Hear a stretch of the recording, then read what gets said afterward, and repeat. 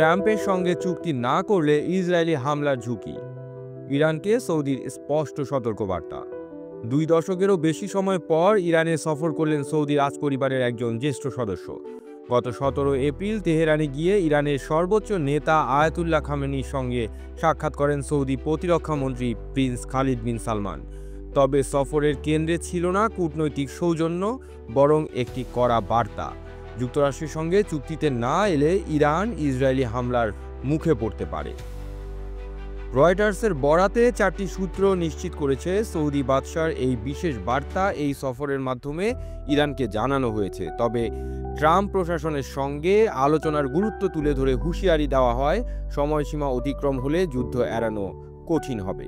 এই সতর্কতা এমন সময় এলো যখন ইরান ইসরায়েল সম্পর্ক চূড়ান্ত উত্তেজনায়, আর গাজা ও লেবাননে ইসরায়েলি আগ্রাসনে গোটা অঞ্চল অস্থির। একই সময়ে ট্রাম্প ঘোষণা দেন ইরানের সঙ্গে সরাসরি পরমাণু আলোচনা চলছে। ইসরায়েলি প্রধানমন্ত্রীর পাশে দাঁড়িয়ে দেওয়া এই ঘোষণাকে অনেকেই কৌশলগত চাপ হিসেবে দেখছেন।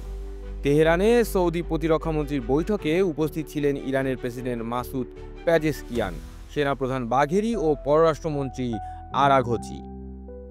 সেখানে খালিদ স্পষ্ট করে বলেন, সময় সীমিত, আলোচনায় পৌঁছাতে না পারলে কূটনৈতিক পথ বন্ধ হয়ে যাবে।